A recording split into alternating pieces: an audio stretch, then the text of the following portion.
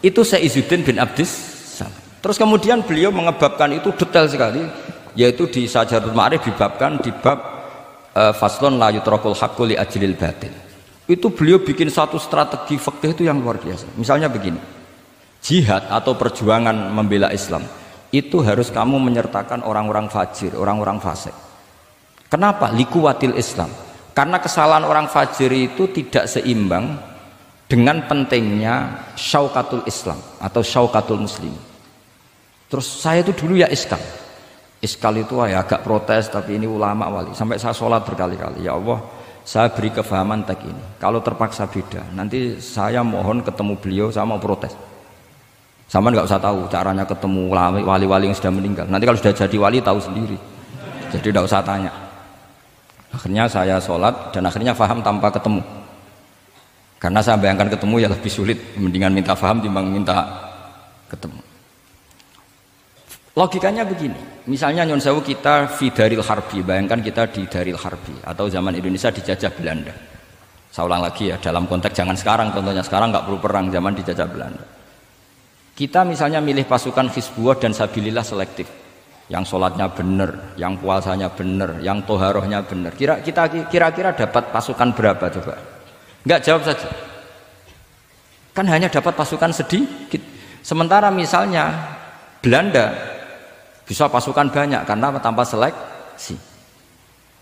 Di sini nih hebatnya Rasulullah SAW.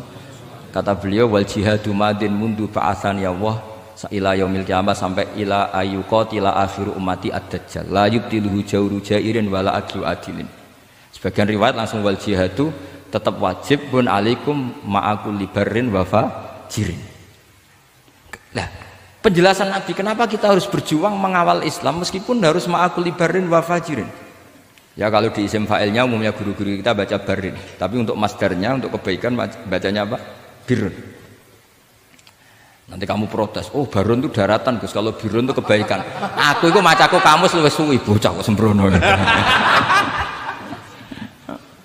Saya ini karena meneliti kiro asapa, jadi insya Allah kalau masalah lughat itu saya sudah bukan sawir lagi Fathul Wahab, sudah di atasnya itu. Sampai sama tidak usah tersinggung, biasa aja maksudnya.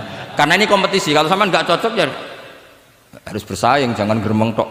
Gus Bak sombong tidak usah bilang gitu, saingi saja. Makanya saya terkenal alim itu seneng, karena senengnya itu tadi, yang ngidolakan saya ingin ikut, yang hasut kompetisi, jadi seru. Jangan yang hasutnya antet, wah itu nggak fair itu.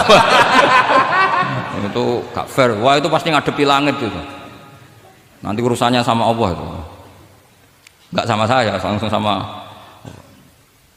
Saya ulang lagi ya, ilmu itu harus dianalogi dengan fikih, dilogika dengan fikih, dikiaskan dengan fikih.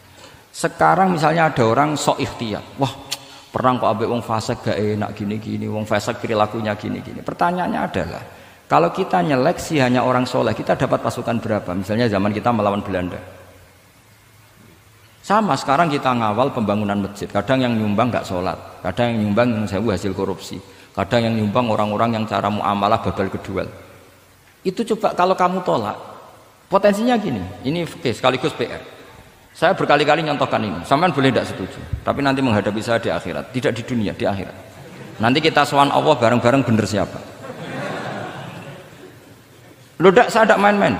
Karena ulama dulu, sama lihat di Mu'in di Fathul Wahab, kalau sudah ngendikan ulama, wahada madhabun al-qawwahabi, ini madhab yang saya siap ketemu Allah. Jadi ukuran madhab benar itu bukan diputuskan di sawit Fathul Wahab, tapi madhabun sing al-qawwahabi, madhab yang saya ketemu Allah dengan madhab itu. Misalnya gini, ada orang fasik lewat di depan saya, punya uang 1 juta. Delalah pas itu qadhafallahu fi qalbihi hubbal ulama.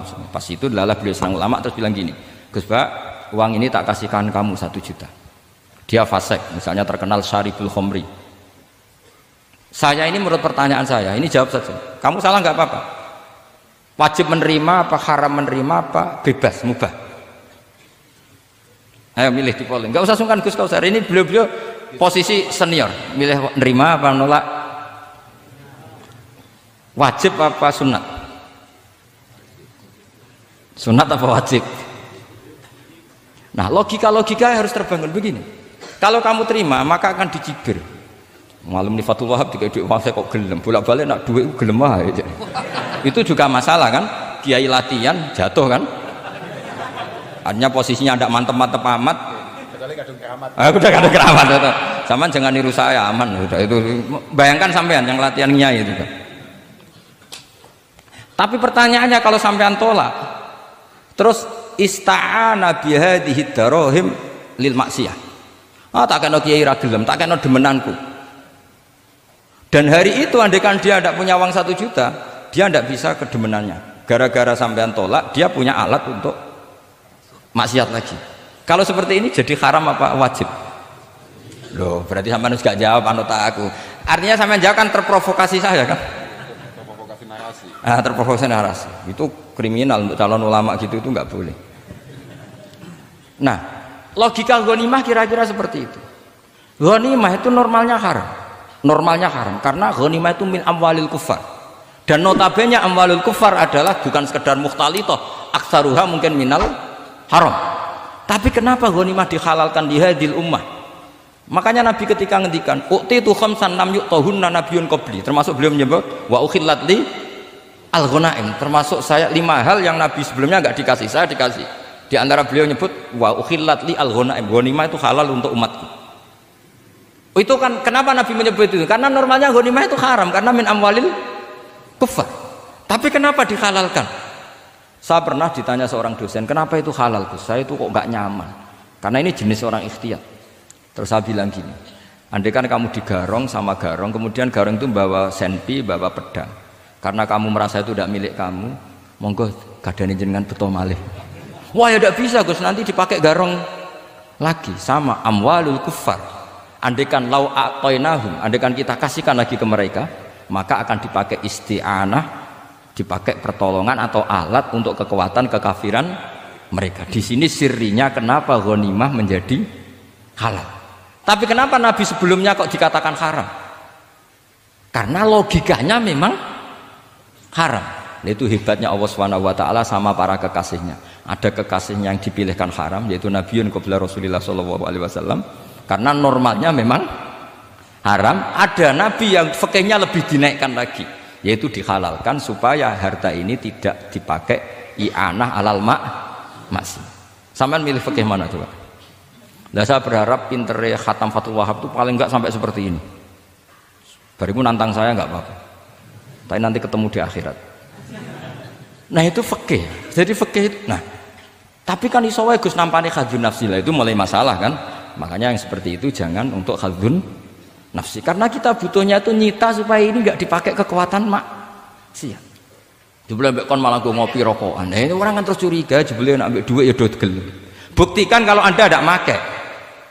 Kamu terima sebagai penyitaan, tapi Anda tidak pakai. Wah itu hebat. Tapi kalau kamu terima wajib, kemudian kamu pakai poya-poya, wah itu ya fikihnya benar, kelakuannya ra benar. Nah saya berharap Anda memahami fikih itu sampai seperti saya ini. Syukur-syukur lebih. Meskipun ya agak-agak mukhalaf tapi bisa diperjuangkan itu. Enggak apa-apa. Kamu doa di saat istijabah, ya Allah saya ingin mengalahkan Gus Baksa, ridho dengan doa itu. Tapi tak jamin nggak mustajab, karena sudah berbasis ghil, kebencian. Doa yang berbasis hasud pasti tidak mustajab. Jadi makanya saya rela kalau ada kompetitor, karena tadi